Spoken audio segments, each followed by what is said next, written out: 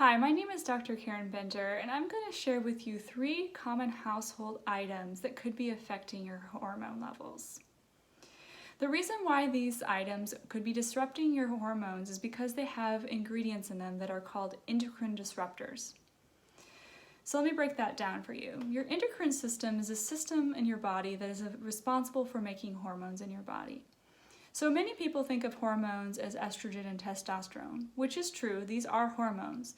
But they're one example of a class of chemicals in your body. Other hormones that you probably have heard of but maybe didn't think of as hormones would be things like insulin, cortisol, thyroid hormone, parathyroid hormone. These all have different roles in the body, but if you're experiencing things that when you know your hormones maybe are being affected, if you're experiencing symptoms such as fatigue, weight changes, blood sugar irregularities, fertility challenges, all of these things are going to be affected by your hormones, which can be affected by these endocrine disruptors. So an endocrine disruptor is a chemical or a substance that has in some way is interfering with the normal functioning of these hormones. So it can either increase the production of these hormones or they can decrease it. It can imitate a hormone. It can interfere with the cell signaling of the hormone. It can block or bind essential nutrients that are important for the functioning of your body or of these hormones. It can also cause cells to die prematurely. So overall, in some way, an endocrine disruptor is interfering with the normal functioning of these chemical signals or hormones in your body. So, of course, you want to do everything you can to reduce your exposure to these things. But also, you want to do things to support your body's natural detoxification from these things so they don't build up in your body. You can do that with things like eating good nutrition, as well as drinking enough water and exercising, as well as doing an intentional detoxification program that I recommend doing on a regular basis. But you don't want to just do it without some knowledge of how to do it properly, because there's safe and unsafe ways to do detoxification. So let's get into it. You're wondering what these 3 items are. So the first items I want to talk to you about are food related. So produce that is non-organic, so it's grown with organophosphate pesticides or other kinds of pesticides, is going to have more organophosphates, which are a pesticide that is an endocrine disruptor. These can be avoided by eating organic foods. There are certain foods that have more of pesticide use than others, and so they're more dangerous to eat than others. And so if you would like to learn more about that, I can give you some more information about that as well. The other food item that you might not expect is that canned foods sometimes are canned in cans lined with BPA. So BPA is something that more people became aware of its endocrine disrupting effect from water bottles, and so many plastics are labeled do not contain BPA because there was a consumer awareness of how that was affecting people's hormone levels, and so it's not been in those items. However, it is often still in canned foods in the lining of the can.